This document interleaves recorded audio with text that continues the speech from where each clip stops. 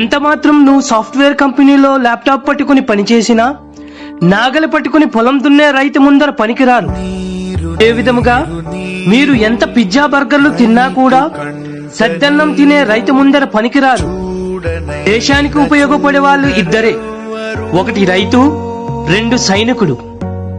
వర్షం వస్తే తన గుడిసె తడుస్తుందని తెలుసు, అయినా కూడా దేవుడా ఈ రోజైనా వర్షం రావాలని కోరుకునేది ఒకే ఒక్కడు, రైతు మాత్రమే.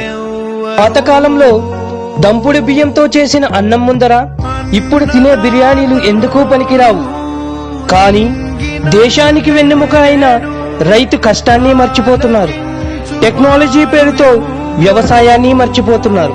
వెన్నెముక లేకపోతే మనిషి నిలబడలేడు, అది కూడా రైతు కూడా లేకపోతే దేశము నిలబడలేదు. దయచేసి రైతును గౌరవిద్దాం. జై హింద్.